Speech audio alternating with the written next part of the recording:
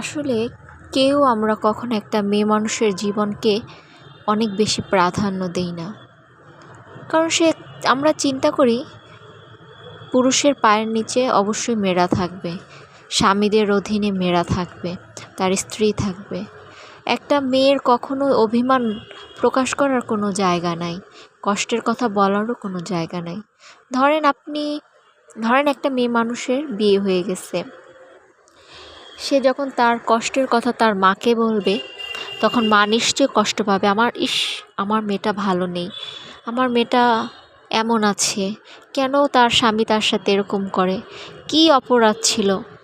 আবার যখনই তার স্বামীর কাছে বলবে কষ্টের কথা বা অভিমান তার স্বামীর সাথে করবে, তখন স্বামী বলবে, তোমার টাকায় আমি খাই না, তোমার টাকায় আমি চলি না, আমারটা তুমি খাও, আমি যেটা বলবো সেটা তোমাকে করতে হবে, তোমার রাগ তুমি আমাকে দেখাবা না। মানে আমাদের মেয়ে মানুষের কখনোই কোনো স্থান নেই আমাদের রাগ প্রকাশ করার, কোনো অভিমান প্রকাশ করার। আমরা শুধু সারা জীবন শুনেই যাই স্বামীর কাছ থেকে, তুমি এইটা করেছো, তুমি ওইটা করেছো, তোমার জন্য এটা হয়েছে।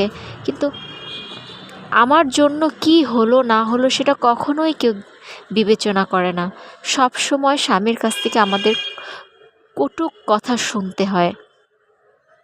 স্বামীরা, কোনো মেয়ের কপাল গুণে সে অনেক ভালো স্বামী পায়, আবার কোনো মেয়ের কপালে কখনো সুখটা কি তা কখনো সে বুঝতে পারে না।